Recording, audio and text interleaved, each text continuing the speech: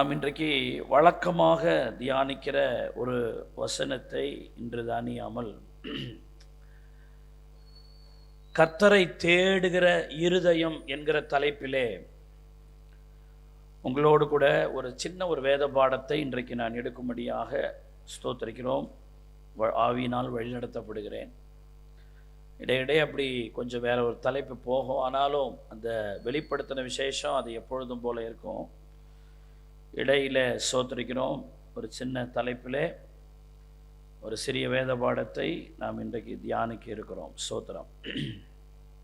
ஆண்டவருடைய நாமம் மகிமைப்படட்டும். கர்த்தருடைய நாமம் மகிமைப்படுவதாக. இந்த நாளிலும் ஆண்டவருடைய வார்த்தையை கேட்கும்படி வந்திருக்கிற உங்கள் யாவருக்கும் ஆண்டவராகிய இயேசு கிறிஸ்துவின் நாமத்தினாலே வாழ்த்துக்களை தெரிவிக்கிறேன். ஆன்லைன் மூலமாக இந்த வேத வசனங்களை கேட்கிற உங்களையும் ஆண்டவராகிய இயேசு கிறிஸ்துவின் நாமத்தினாலே வாழ்த்துகிறேன். 1 நாளாகம புஸ்தகம் 28வது அதிகாரம் அதனுடைய 9வது வசனத்தை நான் வாசிக்கிறேன், கேளுங்கள். 1 நாளாகமம் 28 வசனம் 9. என் குமாரனாகிய சாலமோனே, நீ உன் பிதாவின் தேவனை அறிந்து அவரை உத்தம இருதயத்தோடும் உற்சாக மனதோடும் சேவி. கர்த்தர் எல்லா இருதயங்களையும் ஆராய்ந்து நினைவுகளின் தோற்றங்களை எல்லாம் அறிகிறார். நீ அவரை தேடினால் உனக்கு தென்படுவார். நீ அவரை விட்டுவிட்டால் அவர் உன்னை என்றைக்கும் கைவிடுவார். இந்த வார்த்தை தாவீது தன்னுடைய மரண காலத்திலே சொன்ன ஒரு வார்த்தை. இன்னும் கொஞ்ச நாளில் தாவீது மரிக்க போகிறார். அவருடைய அந்திம காலத்திலே, அவருடைய மரணம் நெருங்கி கொண்டு வருகிற கடைசி நேரத்திலே, நாம் ரொம்ப நாள் இருக்க போகிறதில்லை இந்த பூமியில், தன்னுடைய மரணம் வரப்போகிறது என்பதை தாவீது அறிந்து தன் ஸ்தானத்திலே ராஜாவாக போகிற ஸ்தோத்திரிக்கிறோம் தன்னுடைய மகனாகிய சாலமோனுக்கு ஆலோசனையாக புத்திமதியாக அவர் சொல்லுகிற ஒரு மிக முக்கியமான வார்த்தை இது. ஸ்தோத்திரிக்கிறோம். அது இந்த வசனத்தை ஆரம்பிக்கும் போது என் குமாரனாகிய சாலமோனே என்று ஆரம்பிக்கிறார். நிறைய காரியத்தில் சொல்றார். நிறைய விஷயங்கள் இதில் பாயிண்டா வருது. ஸ்தோத்திரம். இதை பண்ணு, இதை செய்ய, இப்படி பண்ணு. அதில் அவர் சொல்றாரு, நீ உன் பிதாவின் தேவனை அறிந்து அவரை உத்தம இருதயத்தோடு உற்சாக மனதோடு என்ன செய்யணும்? அவரை சேவிக்கணும். கர்த்தர் எல்லா இருதயங்களையும் ஆராய்ந்து நினைவுகளின் தோற்றங்களை எல்லாம் என்ன செய்யறாரு? அவர் அறிகிறார்ப்பா. சும்மா மேலோட்டமா நம்ம பண்றதெல்லாம் அவர் பார்க்கறது இல்லை. அவர் இருதயங்களின் தோற்றங்களை என்ன செய்திருக்கிறார்? அறிஞ்சிருக்கிறாரு. ஆகவே அவர் முகத்தை பார்க்கிற தெய்வம் இல்லை, அவர் இருதயத்தை பார்க்கிற தெய்வம். அதனால நீ அவரை உற்சாகமா சேவிக்கிறியா, பேருக்காக சேவிக்கிறியான்னு கூட அவருக்கு தெரியும் என்னெல்லாம் சொல்லிட்டு அவர் சொல்றார் ஒரு வார்த்தை, நீ அவரை தேடினால் அவர் உனக்கு தென்படுவார் அப்படின்றார். ஆண்டவர் உங்களுக்கு தென்பட வேண்டுமானால் தேட வேண்டும். எல்லாரும் சொல்லுங்கள், இயேசு எனக்கு தென்பட வேண்டுமானால் நான் அவரை தேட வேண்டும். இயேசுவை தேடுகிறவர்களுக்கு இயேசு தென்படுவார். ரொம்ப ஸ்ட்ரிக்டா சொல்றாரு. ஆண்டவர் உனக்கு தென்படணும், ஆண்டவர் உனக்கு காணப்படணும், ஆண்டவரை நீ பார்க்கணும்னு நினைச்சா நீ அவரை தேடணும். நீ அவரை தேடாம அவர் உனக்கு தென்பட மாட்டார். அவர் உனக்கு தென்படலைன்னா உன் வாழ்க்கையில் நன்மையும் வராது. அதனால நீ கர்த்தரை தேடணும் என்கிறத ரொம்ப வலியுறுத்தி சொல்லுகிற வார்த்தை இன்னைக்கு நாம தியானிப்போம். இன்றைக்கு இந்த மாலை ஆராதனை வந்திருக்கிற கர்த்தருடைய பிள்ளைகளை அறிந்து கொள்ளணும், அவரை தேடினால் அவர் தென்படுவார் என்பது மிக முக்கியமான வார்த்தை. அதனால்தான் மத்தேயு 7:7 சொல்லுகிறது, கர்த்தரை தேடுங்கள் அப்பொழுது கண்டடைவீர்கள் என்று சொல்லப்பட்டிருக்கிறது. தேடாதவர்களுக்கு கர்த்தர் கண்டடைய முடியாது. நிறைய பேர் ஆண்டவரை பார்க்கணும், ஆண்டவர் என்னோடு பேசணும், ஆண்டவருடைய காரியம் எனக்கு தேவைன்னா அவரை நீ தேடணும். தேடனாதான் அவரை நீங்க கண்டடைய முடியும் என்று. தாவீது 27வது சங்கீதத்தில் ஸ்தோத்திரிக்கிறோம். அதனுடைய 8வது வசனத்திலே அவர் சொல்றாரு, என்ன சொல்றாருன்னா, என் முகத்தை தேடுங்கள் என்று சொன்னீரே, உம்முடைய முகத்தையே தேடுவேன் கர்த்தாவே என்று என் இருதயம் உம்மிடத்தில் சொல்லிற்று. கர்த்தரை தேடுங்கள் என்று சொன்னீரே, உம்முடைய முகத்தையே என்ன செய்வேன், தேடுவேன் கர்த்தாவே என்று என் இருதயம் உம்மிடத்தில் சொல்லிற்று அப்படின்றார். அப்போ கர்த்தரை தேடுங்கள் என்பது வாயில் அவர் சொல்லல, எது சொல்லுகிறதா, இருதயம் சொல்லுகிறது. அப்போ ஆண்டவரை தேடுறது என்பது ரொம்ப முக்கியமான ஒரு காரியம். அல்லேலூயா. ஆனால்தான் இந்த அனுபவத்தோடு கூட அவர் சொல்றாரு, நீ கர்த்தரை தேடினால் அவருக்கு உனக்கு என்னப்படுவார், தென்படுவார். சங்கீதம் 9:10 இப்படி சொல்லுகிறது, கர்த்தாவே உம்மை தேடுகிறவர்களை நீர் கைவிடுகிறதில்லை அப்படின்னு சொல்ற. அப்ப தாவீது இந்த வசனத்தை ரொம்ப அறிஞ்சு சொல்றார். ஆண்டவரை தேடுற யாரையும் கர்த்தர் என்ன செய்ய மாட்டார். அவர் அனுபவித்ததை, அறிந்ததை, ருசித்ததை அவர் மற்றவர்களுக்கு சொல்லுகிறார். கர்த்தாவே உம்மை தேடுறவங்களை நீங்க கைவிடுறதே இல்லை ஆண்டவரே, என் வாழ்க்கையெல்லாம் அதை அறிஞ்சிருக்கிற ஆண்டவரே என்று தன் அனுபவத்தை மற்றவர்களுக்கு சொல்றாரு. அருமையான தேவனுடைய பிள்ளை, இப்ப நீங்க என்ன சொல்வீங்க? ஆண்டவரை தேடினா ஆண்டவர் என் கைவிடவே மாட்டார். நம்புறவங்க மட்டும் ஆமேன்னு சொல்லுங்க. அல்லேலூயா. அப்ப தாவீது சொல்லுகிற அனுபவம் எவ்வளவு உண்மையான அனுபவம். அவரை தேடினதுனால தான் நம்ம வாழறோம், ஜீவிக்கிறோம். நம்ம குடும்பம் இந்த அளவுக்கு இருப்பதற்கு காரணம் அவரை தேடினதினால். அல்லேலூயா. அவரை தேடணும்னு பைபிள் சொல்லும் பொழுது எப்படி அவரை தேடணும் என்கிறதற்கு பைபிள் நமக்கு சில காரியங்களெல்லாம் சொல்லி கொடுக்குது. தேடுறது மட்டும் இல்லை, அவரை எப்படி தேடணும்னு பைபிள் நமக்கு சொல்லி கொடுக்குது. 2 நாளாகம புஸ்தகம் 15வது அதிகாரம் 12வது வசனத்தை பாருங்க. தங்கள் பிதாக்களின் தேவனாகிய கர்த்தரை தங்கள் முழு இருதயத்தோடும் தங்கள் முழு ஆத்துமாவோடும் தேடுவோம் என்று. அப்போ முதல் காரியம், ஆண்டவரை தேடுறது ஹோல் ஹார்ட்டடாக தேடணும். முழு இருதயத்தோட, அரைகுறையான இருதயம், ஏதோ மற்றவங்க சொல்றாங்களே அப்படிங்கிறதுக்காக அல்ல, சும்மா தேடி பார்ப்போம் அப்படின்னு இல்லை, சோத்திரிக்கிறோம், சந்தேகத்தோடு கூட அல்ல, முழு இருதயத்தோடு கர்த்தரை நாம் தேட வேண்டும். அருமையான தேவனுடைய பிள்ளைகளே, அப்போ ஆண்டவரை ஒருவர் தேடணும்னா எப்படிப்பட்ட இருதயத்தோடு தேடணும்? முழு இருதயத்தோடு ஆண்டவரை தேடணும். ஆமென். 2வது ஆண்டவரை எப்படி தேடணும்? அதே வசனம் எப்படி சொல்லுது? 2 நாளாகமம் 15:13 பாருங்க. சிறியோர் பெரியோர் ஸ்திரீ புருஷர்கள் எல்லாரிலும் இஸ்ரவேலின் தேவனாகிய கர்த்தரை தேடாதவன் எவனோ அவன் கொலை செய்யப்பட வேண்டும் என்று ஒரு உடன்படிக்கை செய்து. அப்போ ஆண்டவரை எப்படி தேடணும்? உடன்படிக்கை செய்து தேடணும். உடன்படிக்கைன்னு என்ன? நாங்கள் கர்த்தரையே தேடுவோம். கர்த்தரை தேடாதவன் எவனோ அவன் என்ன செய்யப்பட வேண்டும்?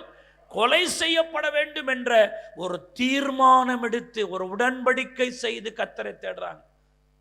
சும்மா தேடுவோம் இல்லாட்டினா விட்டுருவோம் அப்படி இல்லை, உடன்படிக்கை செய்து தேடுவது. ஆண்டவரே, நான் உம்மை என் வாழ்நாள் எல்லாம் உம்மை தேடுவேன், என் குடும்பமாய் உம்மை தேடுவோம், எந்த காலத்திலும் உம்மை தேடாமல் இருக்க மாட்டோம், என்ன கஷ்டம் என்ன நஷ்டம் வந்தாலும் உம்மை தேடுவோம் என்று நம்முடைய குடும்பம் தீர்மானம் எடுத்து உடன்படிக்கை செய்து கர்த்தரை தேட வேண்டும். அல்லேலூயா. நிறைய பேர் உடன்படிக்கையே இல்லாம, தீர்மானமே இல்லாம ஆவிக்குரிய வாழ்க்கையை செய்றாங்க. என்ன வந்தாலும் எது நடந்தாலும் நாங்கள் கர்த்தரை தேடுவோம். யோசுவா சொல்லுகிறார், நானும் என் வீட்டாருமோ வென்றாலும் கர்த்தரையே என்ன செய்வோம். அதுக்கு பேர் தான் உடன்படிக்கை, ஆண்டவரோடு பண்ணுகிற கன்வெனன்ட். ஏன்னா நிறைய டிஸ்ட்ராக்ஷன் வரும், நிறைய தடை வரும். அப்ப யாரு கர்த்தரை தேடுவாங்கன்னா ஒரு உடன்படிக்கை செய்து வாழ்றாங்க பாருங்க, அவங்க தான் ஆண்டவரை கடைசி வரைக்கும் தேடுவாங்க. சபையில் 2 கூட்டம் இருக்குது. ஒன்று டைம் இருந்தால் ஆண்டவருடைய ஆலயத்துக்கு வருவாங்க, இல்லை சொந்தக்காரங்க பத்திரிக்கை வச்சுட்டாங்களா, இல்லை யாராவது அவசரமாக கூப்பிட்டாங்களா உடனே அதுக்கு போயிடுவாங்க. அடுத்த ஞாயிற்றுக்கிழமை நம்ம சர்ச்சுக்கு போவோம். காரணம் என்னன்னா, அது உடன்படிக்கை செய்யாத விசுவாசி, தீர்மானம் செய்யாத விசுவாசி. ஆனால் உடன்படிக்கை பண்ணவங்க என்ன செய்வாங்க, இல்லைங்க ஞாயிற்றுக்கிழமை நாங்கள் எங்கேயும் வர முடியாதுங்க, நாங்கள் இந்த ஒரு ஞாயிற்றுக்கிழமை நீங்கள் வராட்டினா ஆண்டவர் உங்களை என்ன பண்ணிட போகிறாரு அப்படின்னு சொந்தக்காரனே நமக்கு ஆலோசனை சொல்லுவான். இல்லைங்க நாங்கள் அப்படி இல்லை, நாங்கள் ஆண்டவரோடு உடன்படிக்கை செய்திருக்கிறவர்கள், ஆண்டவரோடு தீர்மானம் எடுத்திருக்கிறவர்கள், நாங்கள் அப்படிலாம் வரமாட்டோம். ஹல்லேலூயா. முதலாவது தேவனுடைய ராஜ்யத்தையும் அவருடைய நீதியும் தேடும்படியாக நாங்கள் உடன்படிக்கை செய்திருக்கிறோம். ஹல்லேலூயா. அப்படி உடன்படிக்கை செய்து கர்த்தரை தேடுறது. ஆண்டவரை எப்படி தேடுறது? ஏசாயாவினுடைய தீர்க்கதரிசன புஸ்தகம் 26வது அதிகாரம். சோத்திருக்கிறோம். ஏசாயா தீர்க்கதரிசன புஸ்தகம் 26வது அதிகாரம், அதனுடைய 9வது வசனம். என் ஆத்துமா இரவில் உம்மை வாஞ்சிக்கிறது, எனக்குள் இருக்கிற ஆவியால் அதிகாலையிலும் உம்மை தேடுகிறேன். என் ஆவி என்னை, எனக்குள் இருக்கிற ஆவியால் அதிகாலையில் உம்மை நான் தேடுகிறேன். ஏர்லி மார்னிங், சும்மா சோத்திரம் தேடுறதில்ல, அதிகாலையில் உம்மை தேடுகிறேன். அதிகாலையில் அவரை தேடுகிறவர்கள் அவரை கண்டடைகிறார்கள். அதிகாலை நேரம் தம்முடைய பிள்ளைகளை அவர் தேடி வருகிற நேரம். பகலின் குளிர்ச்சியான நேரத்தில் தோட்டத்தின் நடுவிலே உலாவுகிறவர், அதிகாலையிலே சகாயம் பண்ணுகிறவர், அதிகாலையிலே கல்விமானி நாவை தருகிறவர். சோத்திரிக்கிற அன்றைக்கு மோசேட்ட சொன்னார், நீ காலமே வந்து என் சமூகத்திலே வந்து நில். தாவீது சொல்லுகிறார், நான் அதிகாலையில் அவருக்காக காத்திருந்தேன்.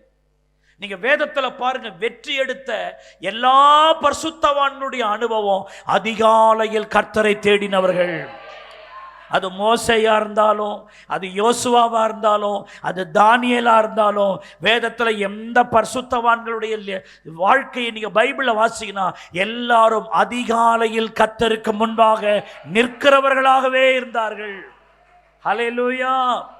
எந்த ஒரு விசுவாசி அதிகாலையில கர்த்தரை தேடுறாங்களோ அந்த விசுவாசிக்கு ஒரு குறைவில்லாம கர்த்தர் நடத்துறார்.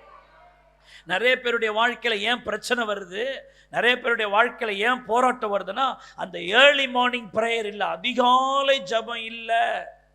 பெற்றோரும் அதிகாலையில் எழுந்து ஜெபம் பண்ண தானே பிள்ளைகளும் அதிகாலையில் எழுந்து ஜெபிப்பாங்க. அதிகாலையில் எழுந்து ஜெபிக்கிற ஒரு அனுபவம். அல்லேலூயா. அருமையான தேவனுடைய பிள்ளைகள், அந்த பழக்கம் நம்முடைய வீட்டிலே வழக்கமா இருக்கும்படி சோத்திருக்கிறோம். ஆதி நாட்கள் அதெல்லாம் வலியுறுத்தப்பட்டது. இன்னைக்கு எப்படின்னா லேட் நைட்டா படுத்து சோத்திருக்கிறோம், ரொம்ப சோத்திருக்கிறோம்.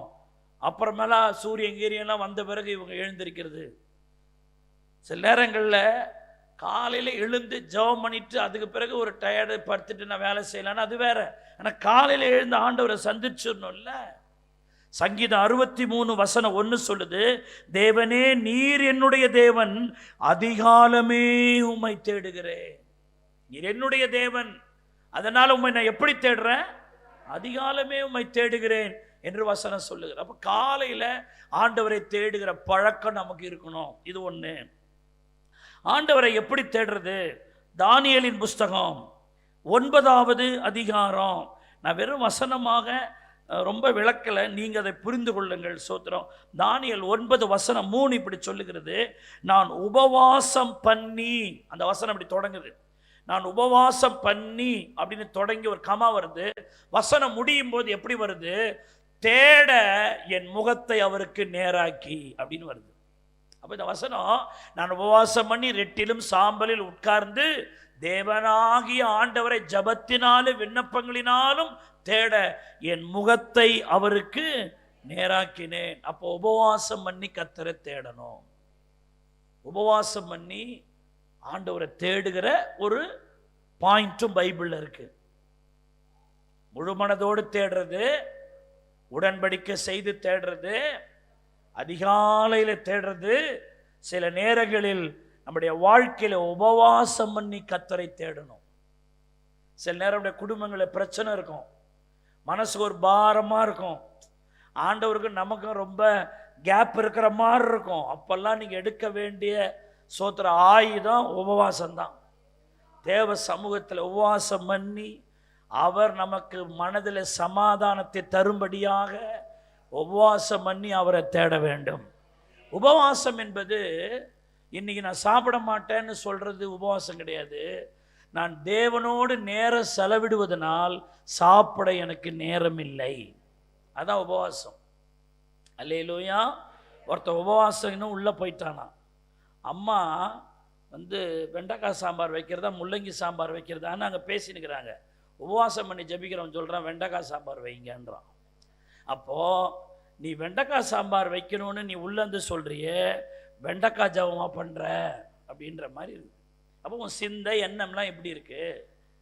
தேவனுடைய பிள்ளைகளே, சில நேரங்களில் நம்ம வேலை பிஸியாக இருக்கும்போது காலையிலையும் சாப்பிடல, மதியானம் சாப்பிடல, வேலை முடியவே இல்லைங்க, அதனால் சாப்பிடவே என்ன இல்லை, நேரம் இல்லைன்னு வேலை செய்வோம் இல்லையா? அப்போ அது உபவாசம் கிடையாது. அதே போல் வேதத்தை வாசிக்கிட்டே இருக்கிறோம், ஜெபம் பண்ணிக்கிட்டே இருக்கிறோம், அந்த பிரசன்னத்திலே இருக்கிறோம். ஆகவே எழுந்து போய் சாப்பிட்றதுக்கு என்ன இல்லை, இப்போ டைம் இல்லைன்னு சோத்திருக்கிற எதுக்கும் நீங்கள் இடம் கொடுக்காம ஜெபம் பண்ணிக்கிட்டே இருக்கிறீங்க பாருங்க, அதான் உபவாசம் பண்ணி ஜபிக்கிறதுன்னு அர்த்தம். அல்லேலூயா. உபவாசம் என்கிறது தேவனோடு வாசம் பண்ணி கொண்டே இருக்கிறதுனால சாப்பிட்றதுக்கு அங்கே என்ன இல்லை, நேரம் இல்லை. அல்லேலூயா. சில ஆட்கள் ஃபாஸ்டிங் பிரேயர்னு போட்டு அந்த மணி ஓட மாட்டேனுது, மற்ற நேரமெல்லாம் சனியை முள் வேகமாக ஓடும். ஆனால் இப்போ 9 மணி பார்க்குறேன், ரொம்ப நேரம் கழித்து பார்த்தா 9:02 தான் ஆகிருக்குது, அப்புறம் மறுபடியும் பார்த்தா 9:04 தான் ஆகிருக்குது, அப்புறம் பார்த்தா 9:05 தான் ஆகிருக்குது. அந்த வாட்சை போட்டு அப்படி திட்டுவான், நீ எதுக்குடா உபவாசம் இருக்கிற, நீ உபவாசமே இருக்க தேவை, தின்னுட்டு போ அப்படின்ற மாதிரி. அப்போ இது பயன் இல்லாதது. நம்முடைய வாழ்க்கையில் ஒரு சில பிரச்சனைகள், தீர்க்கப்படாத பிரச்சனை, ரொம்ப சோத்திரம் குடும்பங்களில் ஒரு பெரிய நெருக்கங்களும் வேதனை வரும்போது செய்ய வேண்டிய ஒரு பெரிய காரியம் உபவாசத்தோடு கர்த்தரை தேடுறது. ஆமென். ஹல்லேலூயா. சோத்திரம் உபவாசம் பண்ணி கர்த்தரை தேடணும். அதனால தான் அன்றைக்கு சோத்திரிக்கிறோம், நினைவேவை இன்னும் 40 நாளில் கவிழ்க்கப்படும். இப்போ 40 நாள் தான் டைமே. 40 நாளில் நினைவே என்ன செய்யப்படும், கவிழ்க்கப்படும்ன்ற ஒரு ஆபத்து வந்த உடனே நினைவேவில் ராஜா தொடங்கி அடிமை வரைக்கும் அவங்க எடுத்த ஒரு பெரிய சோத்திரிக்கிற காரியம் உபவாசம் பண்ணாங்க. சோத்திரம். அல்லேலூயா. ஆடு மாடுகளுக்கு சாப்பாடு கொடுக்கல, பால் குடிக்கிற குழந்தைகளுக்கு என்ன கொடுக்கல, பால் கொடுக்கல. பைபிள் அப்படி இருக்குதா இல்லையா? யாருமே சாப்பிடல. ஒரு ஊழியக்காரர் அப்படிதான் சொன்னார். ஒருத்தவங்களுக்கு பயங்கர பிரச்சனை வேதனை இருக்குது, அவர் சொன்னார், சாப்பாடு கொடு, யாருக்கும் பிள்ளைகளுக்கே சாப்பாடு கொடுக்காத, நீ சாப்பிடாத, உன் ஆடு மாடுகளுக்கு தண்ணி என்ன செய்யாத, காட்டாத. உன் மாடு சாப்பாடு இல்லாம மான்னு கத்துள்ள, அதுவும் ஒரு ஜபமா போவோம் ஆண்டவர்ட்ட. ஒரு மாடுக்கு காலையில தண்ணி காட்டுல தீவனம் கொடுக்கணும், பசி எடுக்காது, அத மான்னு கத்துள்ள, அந்த சத்தம் கர்த்தரை உன் குடும்பத்தில் இறங்க வைக்கும். நீயும் கத்து, உன் ஆடு மாடுகளும் கத்தட்டும், கர்த்தர் இறங்கினாலும் இறங்குவார். ஹல்லேலூயா. சில நேரம் அப்படி ஒரு டிசிஷன் எடுத்தாதான் குடும்பத்தில் ஏதாவது ஒரு நன்மை வரும். சும்மா எந்நேரமும் பண்ற ஜபமே பண்ணிக்கிட்டு இருந்தா எந்நேரமும் வர ஆசீர்வாதம் தான். சில நேரங்களில் சோத்திரிக்கிறோம் இல்லை அப்படின்னு குடும்பமா உட்கார வச்சிட வேண்டியதுதான். சோத்திரம். உபவாசத்தோடு கர்த்தரை என்ன செய்யறது, தேடுறது. ஆதிகால பரிசுத்தவான்லாம் நான் சபையில் பார்த்துருக்கிறேன், 3 நாள் லீவு போட்டு ஜெபம் பண்ண உட்காருவாங்க. வேலை ஒன்றும், ஒரு பிரச்சனை ஒன்றுமே இருக்காது, இல்லை ஒரு மனசுக்கு ஒரு பாரமாக இருக்குது அப்படின்ட்டு அவங்க கவர்மெண்ட் ஒர்க்கராக தான் இருப்பாங்க, லீவு போட்டுருவாங்க. இப்போ லீவு போட்டு நம்ம டூருக்கு தான் போகிறோம். தோத்திரம். லீவு போட்டு ஜெபம் பண்ணணுன்ற அந்த அனுபவம் வருதா, எப்படா ஃப்ரீ வரும், எப்போ நமக்கு எல்லாம் முடிஞ்சு சுத்தலான்னு அதுக்காக நீங்கள் போவேன்னு நான் சொல்லலை. ஆனால் இப்படியும் நம்ம பண்ணியிருக்கிறோமான்றது ஒரு கேள்வியை தேவை எழும்புதில்லை. கொஞ்சம் யோசிச்சு பாருங்க. இப்போ நாம் எந்த அளவில் அளக்குறோமோ அந்த அளவில் தான் அவர் அளக்குறாரு. கர்த்தரை எப்படி தேடுறோம் கொஞ்சம் யோசிச்சு பாருங்க. இப்படியும் ஆண்டவர் என்ன செய்யணும், தேடணும். ரெண்டாவது ஏசாயா 55 வசனம் 6 இப்படி சொல்லுது. ஏசாயா 55வது அதிகாரத்தில் அருமையானவர்களே சோத்திரிக்கிறோம், வசனம் இப்படி சொல்லுது, கர்த்தரை கண்டடையத்தக்க சமயத்தில் அவரை என்ன செய்யுங்க, தேடுங்க. அவர் சமீபமா இருக்கையில் அவரை நோக்கி என்ன செய்யுங்க, கூப்பிடுங்க. கர்த்தர் சமீபமா எப்ப இருக்கிறாரு, கர்த்தரை கண்டடையத்தக்க சமயம் எது என்கிறதற்கு ஒரு கிருபை வேணும் நமக்கு. அப்ப தேடுங்கள்னு சொல்ற வேதம், கண்டடையத்தக்க சமயத்தில் அவரை தேடுங்கள். வேதம் நமக்கு என்ன சொல்றது, அதிகாலையில் என்னை தேடுகிறவன் கண்டடைகிறான். அப்படியானால் அதிகாலை நேரம் அவரை கண்டடையத்தக்க சமயம். அல்லேலூயா. அப்போ ஒரு நேர காலம் இருக்குது, கர்த்தர் கண்டடையத்தக்க சமயம். அந்த சமயமா பார்த்து கர்த்தர் என்ன செய்யணும், நம்ம தேடணும். அல்லேலூயா. அந்த சமயத்தை விட்டுட்டு வேறு ஒரு நேரத்தில் என்ன செய்யக்கூடாது, தேடக்கூடாது. அல்லேலூயா, அல்லேலூயா. அருமையான தேவனுடைய பிள்ளைகளே, நீங்க கர்த்தரை எப்படி தேடுகிறீர்கள் என்று பாருங்கள்.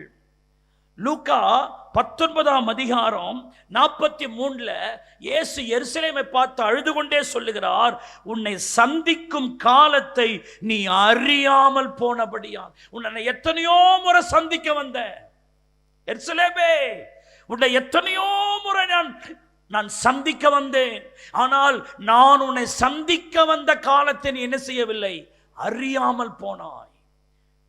தேவ பிள்ளையே, அதிகாலை நேரம் உங்களை கர்த்தர் சந்திக்க வருவார். என் பிள்ளை முட்டி போடுமா, ஜெபம் பண்ணுமா, என்னை தேடுமா அப்படின்னு உன்னை சந்திக்க வரும்பொழுது நீ தூங்கி கொண்டிருப்பாயானால், நீ படுத்து கொண்டிருப்பாயானால், கர்த்தர் எருசலேமை பார்த்து கண்ணீர் விட்டது போல உன்னை நான் சந்திக்க வந்தேனே, உன்னோடு நான் பேச வந்தேனே, உன்னோடு உறவாட வந்தேனே, இது கர்த்தர் வருகிற சமயம் அல்லவா என்கிற அந்த அறிவில்லாமல் இருக்கிறாயே. நீ அறியாமல் போனபடியால் உன் சத்துருக்கள் உன்னை சூழ மதில் போட்டு உன்னை வளைந்து கொண்டு எப்பக்கத்திலும் உன்னை நெருக்கி. கவனிக்கணும், ஏன் நெருக்கம், ஏன் சத்துருக்கள் என்னை வளைந்து கொண்டார்கள், சத்துருக்கள் என்னை சூழ மதில் போட்டு. பாருங்க எவ்வளவு காரியத்தை சத்துரு பண்றான். இது நடுவில் இதெல்லாம் நம்முடைய வாழ்க்கையில நடக்கக்கூடாது என்று அவரை என்னை சந்திக்க வருகிறார். அவர் சந்திக்க வருகிறதையும் நான் அறியாமல். நிறைய பேருடைய லைஃப் அப்படித்தான் போகுது. ஸ்தோத்திரம். கர்த்தர் உன்னை சந்திக்க வருகிற காலத்தை குறித்த ஒரு அறிவு நமக்கு இருக்க வேண்டும். அவரை கண்டடையத்தக்க சமயத்தில் அவர் என்ன செய்ய வேண்டும், தேட வேண்டும். ஆமென்னு சொல்லுங்க. அல்லேலூயா. ஓசியாவின் புஸ்தகம் 10வது அதிகாரம் அதனுடைய 12வது வசனம் இப்படி சொல்லுகிறது. அதுல அருமையானவர்களே, அதுல கடைசி வார்த்தை இப்படி வருது, கர்த்தர் வந்து உங்கள் மேல் நீதியை வர்ஷிக்க பண்ணு மட்டும் அவரை தேட காலமா இருக்கிறது, அவரை தேட காலமா இருக்கிறது. தேவனுடைய பிள்ளைகளே, நான் சொல்லுகிறேன், இது கர்த்தரை தேட வேண்டிய காலம். ஆமென். ஆண்டவர் ஒரு பெரிய ராக்காலம் வரப்போகிறது, ஒரு பெரிய ராக்காலம் நம்மை தேடி வரப்போகிறது. பூமியை நோக்கி இருளும், மனுஷர்களை நோக்கி ஒரு பெரிய காரிருளும் சூழ்ந்து வருகிற நேரம். இது கிருபையின் காலம், இது கர்த்தரை தேடுகிற காலம், கர்த்தரை அண்டிக் கொள்ளுகிற காலம், கர்த்தரை முத்தம் செய்கிற காலம், அவரை நோக்கி கூப்பிடுகிற காலம், கர்த்தாவே என்று சொல்லி அவரை கூப்பிடுகிற காலம்.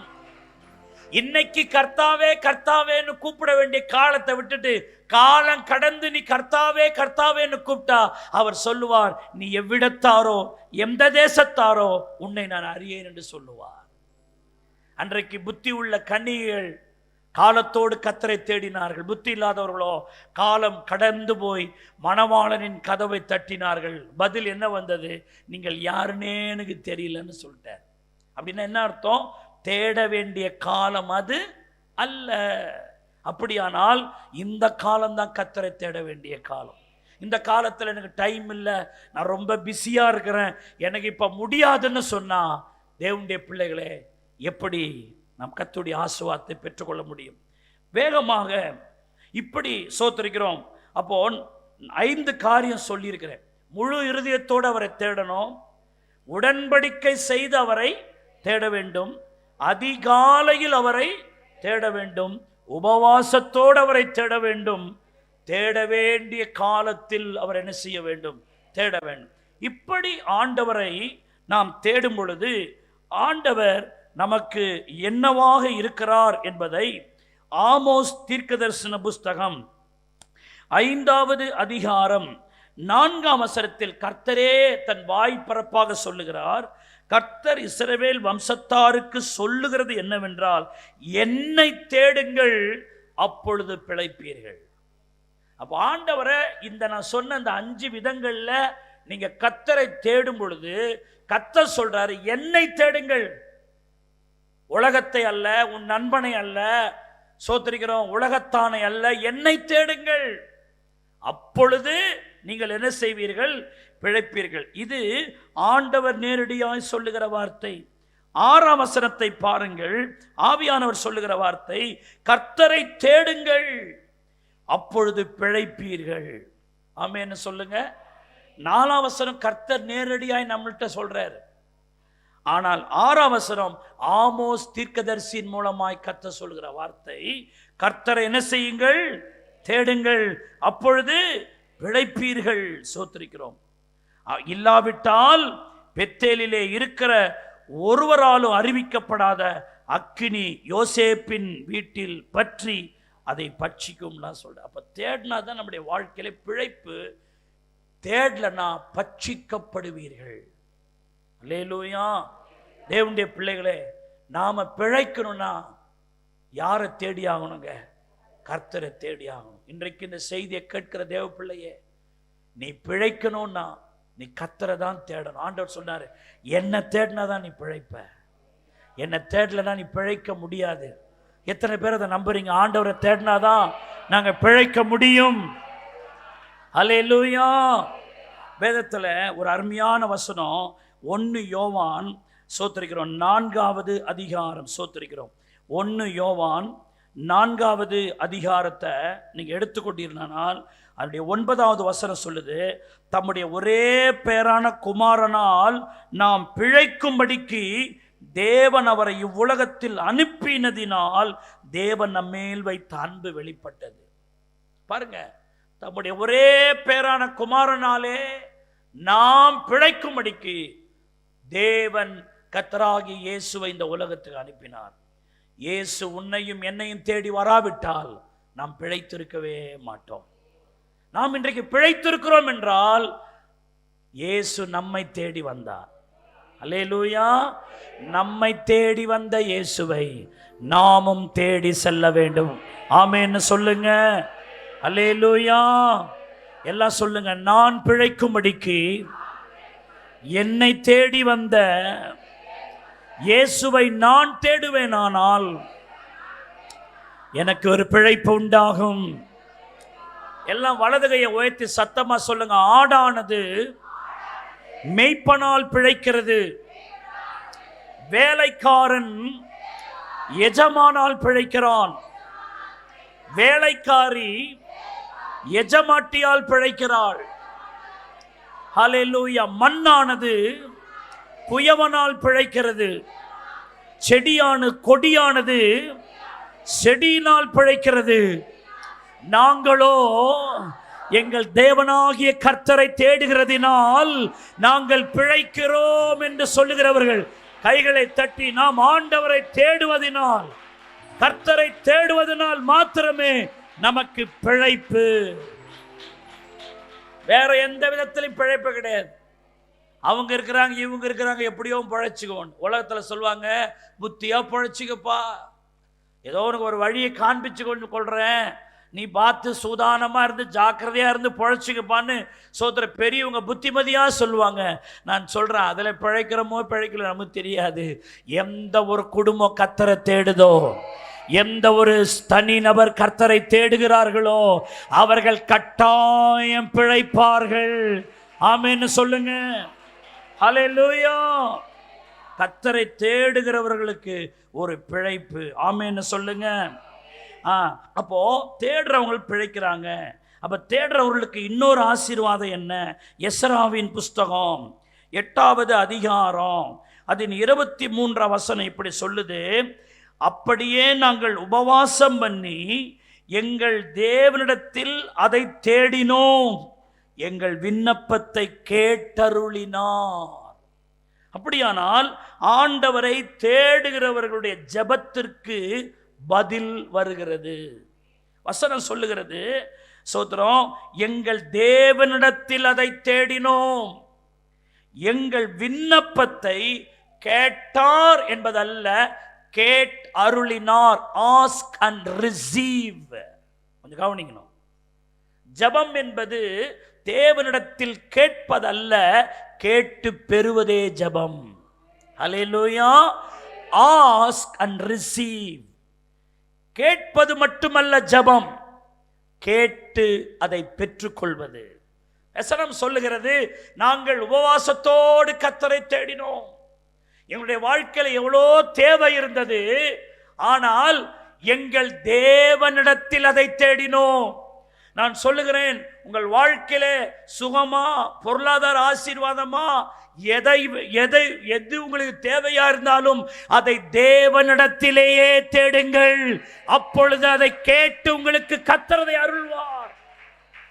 அவர்கிட்ட இவர்கிட்ட எல்லாம் போய் கேட்க வேண்டாம், கர்த்தர்ட்டே கேளுங்க. எசேக்கியா ஆண்டவரத்துல கேட்டான், ஆண்டவரே என்ன திடீர்னு எடுக்க போறேன்னு சொல்றீங்களே, நான் உமக்கு முன்பதாக உண்மையா நடந்தனே, உத்தமமா நடந்தனே, எனக்கு கொஞ்சம் ஆயுள் காலத்தை கூட்டி கொடுக்க கூடாதா என்று சுவர்புறமாய் தன் முகத்தை திருப்பி கர்த்தரை தேடினான்.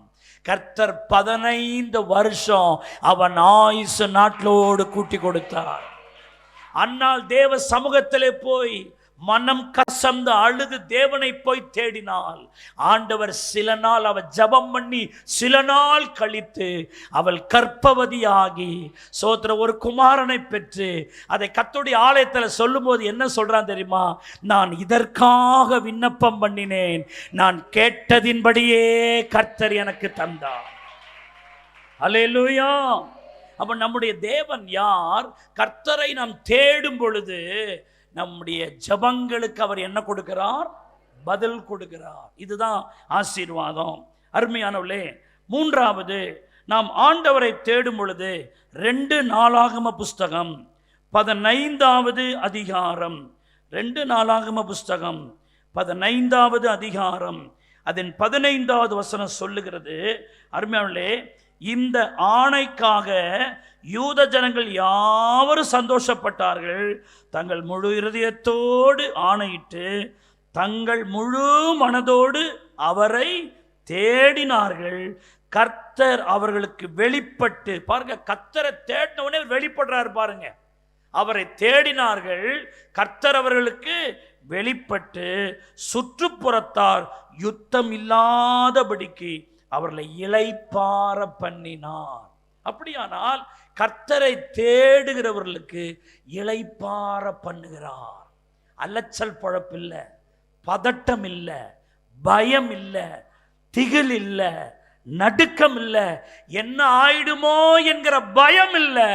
கர்த்தரை தேடுகிறவர்களுடைய ஆத்துமா இளைப்பாற பண்ணுகிறார். கைதட்டி ஆமென்னு சொல்லுங்க.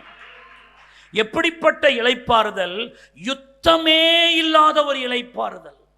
நான் போய் சண்டை போட்டு கத்தி, ஏன் அதை தரல, ஏன் இதை பண்ணலைன்னு சண்டை போட்டுட்டு ஒரு காரியத்தை பெற நம்ம முயற்சி பண்ணால் மனசில் இருக்கிற சந்தோஷமெல்லாம் போயிடுது, மனசில் இருக்கிற சோத்திர நிம்மதியும் போயிடுது, படுத்தாலும் தூக்கம் வரல. அவங்க திட்டின, நம்ம சண்டை போடும்போது அவன் ஒரு வார்த்தை சொல்லியிருப்பான், நம்ம ஒரு வார்த்தை சொல்லியிருப்போம். ஒரு ஆவிக்குரியவனுக்கு கர்த்தரே நம்மளை விட்டு போன மாதிரி இருக்கும். அப்போ சில நேரங்களில் யுத்தம் நமக்கு ஒரு பெரிய இளைப்பை உண்டு பண்ணி விடுகிறது. ஜெயம் கிடைக்குதோ கிடைக்கல அது வேற, மனசுக்கு ஒரு கஷ்டம். ஆனால் இங்கே பாருங்க, கர்த்தரை தேடினோம், அவர் எங்களுக்கு வெளிப்பட்டு சுற்றுப்புறத்தார நாங்கள் யுத்தம் பண்ணி வேலை பண்ணி இல்லை, அப்படி இல்லை, யுத்தமே பண்ணலை. கர்த்தர் எங்களுக்கு யுத்தமே இல்லாமல், யுத்தம் பண்ணால் என்ன வெற்றி வருமோ அந்த வெற்றி ஜெயத்தை யுத்தமே இல்லாமல் எங்களுக்கு தந்து எங்களுக்கு ஒரு இளைப்பாறுதலை தந்தார். அல்லேலூயா. அல்லது ஆண்டு சொன்ன, வருத்தப்பட்டு பாரம் சுமக்கிறவர்களே நீங்கள் எல்லாரும் என்னிடத்தில் பாருங்கள், அப்பொழுது உங்கள் ஆத்துமாக்களுக்கு என்ன கிடைக்கும்? இளைப்பாறுதல் கிடைக்கும். ஆமென்னு சொல்லுங்க. அல்லேலூயா. ஆமர்மியாவிலே இளைப்பாறுதலை தருகிறார். சோத்திரம். எப்போ? அவரை தேடுகிறவர்களுக்கு அவர் சோத்திருக்கிறோம் இளைப்பாறுதலை தருகிறார் என்கிற ஒரு காரியம். சங்கீதம் 70 சோத்திருக்கிறோம். இதெல்லாம் ஒரு பாயிண்டாகவே நான் உங்களுக்கு சொல்கிறேன். அதை வீட்டில் போய் தியானித்து அதை அவங்க சொந்தமாக்குங்க. சங்கீதம் 70 வசனம் 4 இப்படி சொல்லுகிறது. சங்கீதம் 70 வசனம் 4, உம்மை தேடுகிற யாவரும் உமக்குள் மகிழ்ந்து சந்தோஷப்படுவார்களாக. அப்படியானால் கர்த்தரை தேடுகிறவர்களுக்கு சோத்திருக்கிறோம் சந்தோஷம். அவங்க யாவரும் உம்மில் மகிழ்ந்து சந்தோஷப்படுவார். என்ன வேர்டு பாருங்க, இது சும்மா சந்தோஷம் இல்லை, மகிழ்ந்து சந்தோஷப்படுவார்களாக. இது ஒரு ரொம்ப உச்சிதமான ஒரு பிரிவிலேஜ். கர்த்தரை தேடுறவர்களுக்கு சும்மா சந்தோஷம் இல்லை, மகிழ்ந்து சந்தோஷப்படுவார். இந்த வார்த்தை அவங்க இருதயத்தை தொடுதான். அந்த வார்த்தையை பாருங்க, மகிழ்ந்து சந்தோஷப்படுவார்களாக. இந்த மகிழ்ந்து சந்தோஷம் இருக்க, இது இயேசுநாதரால மட்டும் வர்ற சந்தோஷம். அல்லேலூயா. உலகம் சந்தோஷத்தை தரும், அது கொஞ்ச காலம்தான் இருக்கும். ஆனால் அவர் கொடுப்பது மகிழ்ந்து நீங்கள் சந்தோஷமாக இருக்கும்படி. அல்லேலூயா. மகிழ்ச்சி என்பது பரலோகத்திலிருந்து வருகிற ஒன்று. நித்திய மகிழ்ச்சி அவன் தலையின் மேல் இருக்கும், சஞ்சலமும் தவிப்பும் ஓடிப்போம். ஏன் நித்திய மகிழ்ச்சி அவங்க மேல இருக்குது? அவர்கள் ஆனந்தமாய் பாடி சீயோனுக்கு வருவார்கள். யாரெல்லாம் சீயோனை தேடி வருகிறார்களோ, கர்த்தருடைய சமூகத்தை தேடி வருகிறார்களோ, ஆனந்தமாய் பாடி கர்த்தருடைய சமூகத்தில் தேடி வருகிறார்களோ, அவர்கள் கர்த்தருக்குள் மகிழ்ந்து களி கூறுவார்கள். ஹல்லேலூயா, ஹல்லேலூயா. அப்படிதான் ஆண்டவர் கொண்டு வந்து நம்மளை என்ன செய்யறாருங்க? மகிழ பண்ணுகிறார். இது எத்தனை பெரிய ஒரு ஆசீர்வாதம். அருமையானுள்ளே, ஏசாயா 9 சோத்திரம். இந்த வசனத்திற்கு ஒரு துணை வசனமா ஒன்று சொல்ற மாதிரி, ஏசாயா 9 வசனம் 3 இப்படி சொல்லுகிறது, அந்த ஜாதியை திரளாக்கி அதற்கு மகிழ்ச்சியை பெருக பண்ணினி, அறுப்பில் மகிழுகிறது போலவும் கொள்ளையை பங்கிட்டுக் கொள்கையில் கலிகூறுகிறது போலவும் உமக்கு முன்பாக மகிழுகிறார்கள். இந்த மாதிரி ஒரு மகிழ்ச்சியை அவரை தேடுறவங்களுக்கு தரார். மகிழ்ச்சிக்கு ஒரு டெஃபினேஷன் இது. அந்த ஜாதியை திரளாக்கி அதற்கு மகிழ்ச்சியை பெருக பண்ணினி, அரிப்பில் மகிழுகிறது போல. ஒரு விவசாயி கஷ்டப்பட்டு விளைய விதைச்சி அது பெரும் அளவுக்கு விளைச்சல் வரும்பொழுது ஒரு விவசாயி எவ்வளவு மகிழ்ச்சி அடைவான். என் கடனெல்லாம் நான் அடைச்சிருவேன், என் பொண்ணுங்களுக்கு கல்யாணம் பண்ணி கொடுத்துருவேன், இதில் வரும் பொழுது சில பல லட்சம் அப்படின்னு ஒரு விவசாயி மகிழுகிறது போல, கொள்ளையை பங்கிட்டு கொள்கையில் கலிகூறுகிறது போலவும் உமக்கு முன்பாக மகிழுகிறார். இந்த மகிழ்ச்சியெல்லாம் யாருக்கு தேவன் தர்றாருங்க? அவரை தேடுகிறவர்களுக்கு. ஆமென்னு சொல்லுங்க. அது மாத்திரமல்ல, எஸ்ரா 8 வசனம் சோத்திருக்கிறோம் 22 இப்படி சொல்லுகிறது. அருமையானே சோத்திருக்கிறோம். எஸ்ரா 8 வசனம் 22 வாசி பார்த்தீங்கன்னா அதில் பைபிள் சொல்லு, வழியிலே சத்துருவை விலக்கி எங்களுக்கு துணை செய்யும்படி நான் ராஜாவிடத்தில் சேவகரையும் குதிரை வீரரையும் கேட்க வெட்கப்பட்டிருந்தேன். எங்கள் தேவனுடைய கரம் தம்மை தேடுகிறவர்கள் எல்லார் மேலும் அவர்களுக்கு நன்மையாக இருக்கிறது என்று. அப்படியானால் அவரை தேடுகிற எல்லார் மேலும் அவருடைய கரம் எப்படி இருக்கிறதுங்க? நன்மையாக இருக்கிறது. அல்லேலூயா. அப்படியானால் அவரை தேடுகிறவர்களுக்கு நன்மையானதை தருகிறார். அவர்களை தேடுகிறவர்களுக்கு சங்கீதம் 34:10 சொல்லுது, ஒரு நன்மையும் குறைவுபடாது, ஒரு நன்மையும் கர்த்தரை தேடுறவங்களுக்கு ஒரு நன்மை என்ன செய்யாது, குறைப்பட. சங்கீதம் 85:12 சொல்லுது, கர்த்தர் நன்மையானதை தருவார். யாக்கோப்பு 1:17 சொல்லுது, நன்மையான எந்த ஈவும் பூரணமான எந்த வரமும் பரத்திலே உண்டாகி ஜோதிகளின் பிதாவினிடத்திலிருந்து இறங்கி வருகிறது. அவருடைய இரத்தம் நமக்காக நன்மையானவைகளை பேசுகிறது. அல்லேலூயா. அவர் நன்மைகளின் தேவன் என்று அழைக்கப்படுகிறார். அவருக்கு நன்மையை மட்டும்தான் செய்ய தெரியுமே ஒழிய தீமை அவரிடத்தில் இல்லை. கர்த்தர் உனக்கு ஒரு நன்மையானதை தருகிறார். அப்போஸ்தலர் 10:38, அவர் நன்மை செய்கிறவராய் சுற்றி திரிகிறார். தேவனுடைய பிள்ளைகளே, அவரை தேடுகிறவர்களுக்கு அவர் என்ன செய்கிறாருங்க, நன்மை செய்கிறார். மாத்திரமல்ல, நீதிமொழிகள் 28 சோத்திரிக்கிறோம், அதனுடைய 5வது வசனம் இப்படி சொல்லுகிறது, கர்த்தரை தேடுகிறவர்களோ சகலத்தையும் அறிவார்கள். எவ்வளவு அருமையான பாருங்க. கர்த்தரை தேடுகிறவர்களோ சகலத்தையும் அறிவார்கள். அப்படியானால் சோத்திரம், நீங்க தேடும் போது எல்லாம் கர்த்தரோடு வெளிப்படுத்துவார். உன் குடும்பத்தை குறித்து நாளைக்கு என்ன காரியம் செய்யணும், சோத்திரம் எல்லா நாலேஜும் உங்களுக்கு வந்துடும். சகலத்தையும் அறிவாங்க. அவளுக்கு மறைவானது ஒன்றும் இருக்காது. சோத்திரம், என்ன பண்றதுன்னே தெரியலையே அவளே சொல்ல மாட்டீங்க. கர்த்தரை தேடும் போது உங்களுக்கு எல்லாமே தெரியும். என்ன செய்யணும்னு தெரியும், என்ன செய்யக்கூடாதுன்னு தெரியும். ஒரு கிளியரான லைன் உங்களுக்கு கிடைக்கும். நிறைய நேரம் என்ன செய்யுதுன்னே தெரியலங்க, ஒரே குழப்பமா இருக்கு. ஒன்னே ஒண்ணுதான், நீ கர்த்தரை தேடு, சகலமும் உனக்கு தெரியும். ஆமென்னு சொல்லுங்க. சோத்திரிக்கிறோம். ஏசாயா 65 சோத்திர வசனம் 10, அங்க ஒரு ஆசீர்வாதம் சொல்லுது. என்னன்னா, என்னை தேடுகிற என் ஜனத்திற்கு சாரோன் ஆட்டு தொழுவமாகவும் ஆகோரின் பள்ளத்தாக்கு மாட்டுக்கடையாகவும் இருக்கும். செழிப்பார்கள், செழிப்பார்கள். என்னை தேடுகிற என் ஜனத்திற்கு சாரோன் என்ன தொழுவமாய் மாறும், ஆட்டு தொழுவம்.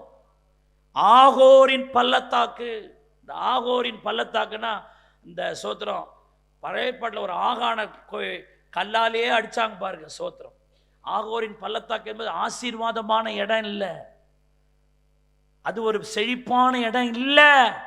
ஒருவேளை இன்னைக்கும் வாழ்க்கை ஆகோரின் பள்ளத்தாக்கு மாதிரி இருந்தாலும் அதை மாட்டுக்கிடையாக மாற்றுகிறார். கைதட்டி கர்த்தரை ஸ்தோத்திரம் பண்ணுங்க. அல்லேலூயா. இந்த சாரோன்ற வார்த்தை இருக்குல்ல, அது கூட பிளஸடான ஒரு இடம் கிடையாது. ஆனா அதை கர்த்தர் என்னவா மாத்துறாருங்க, ஆட்டு தொழுவமா மாத்துறாரு. ஏன்? அவரை தேடுகிறதினால். இன்னைக்கு ஒருவேளை உங்களுடைய வாழ்க்கையில பிரச்சனை இருக்கலாம், போராட்டம் இருக்கலாம், கையில் ஒன்றுமே இல்லை பாஸ்டர், என்ன பண்ணுறதுன்னு தெரிலன்னு இருக்கலாம். ஆனால் கர்த்தரை தேடும் பொழுது உன் வாழ்க்கை ஆட்டு தொழுவமாகவும் மாட்டு கிடையாகவும் உன் வாழ்க்கையை செழிப்பாய் கர்த்தர் மாற்றுவார். வேதம் சொல்லுகிறது, இதோ நான் புதிய காரியத்தை செய்கிறேன், அது இப்பொழுதே தோன்றும், வனாந்தரம் வழியாகவும் அவாந்திர வெளி ஆறுகளாகவும் மாற்றுவேன்.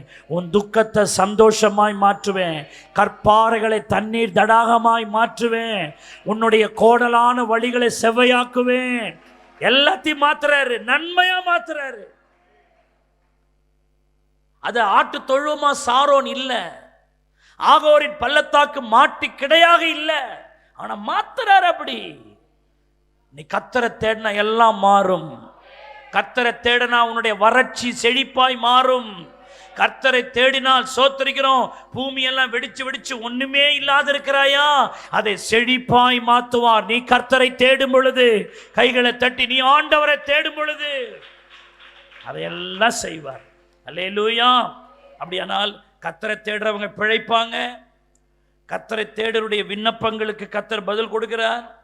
கர்த்தரை தேடுவர்களுக்கு யுத்தமில்லாத இளைப்பாறுதல், கர்த்தரை தேடுகிறவர்களுக்கு மகிழ்ந்து சந்தோஷப்படுவார்கள், கர்த்தரை தேடுகிறவர்களுக்கு நன்மை தருவார், கர்த்தரை தேடுகிறவர்களுக்கு சகலமும் அவர்கள் அறிந்து கொள்வார்கள், கர்த்தரை தேடுகிறவர்கள் செழித்திருப்பார்கள்.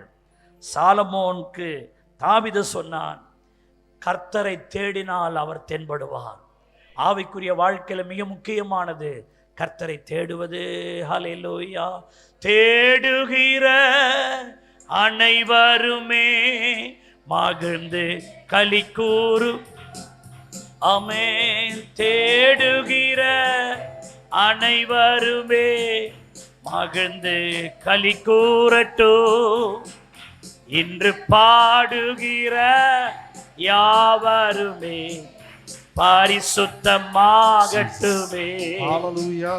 இன்று பாடுகிற யாவருமே பரிசுத்தமாகட்டுமே.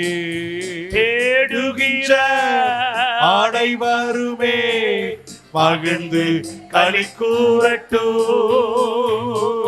தேடுகிற அனைவருமே மகிழ்ந்து களி கூறட்டும்.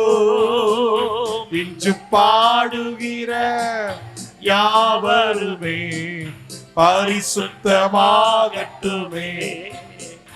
இன்று பாடுகிற யாவருமே பரிசுத்தமாகட்டுமே. ஐயா வாழ்க வாழ்க நாமம் வாழ்க. ஐயா வாழ்க வாழ்க நாமம் வாழ்க. ஆமென். அல்லேலூயா. கர்த்தரபடியாக இந்த வசனத்தின்படியே அவரை எப்படி தேட வேண்டும், தேடுகிறதினால் வருகிற ஆசீர்வாதத்தை கர்த்தர் நமக்கு வெளிப்படுத்தி சோதரை வெளிப்படுத்தினார். அதுபோல கர்த்தரை தேடுகிறவர்களாய் இந்த நன்மையை பெற்றுக்கொள்வர்களாய் கர்த்தரை மாற்றுபடி எல்லா கைகளை தட்டி ஆண்டவரை சோத்திரம் பண்ணுவோம். சோத்திரம் சோத்திரம் சோத்திரம் சோத்திரம் சோத்திரம் சோத்திரம் சோத்திரம்.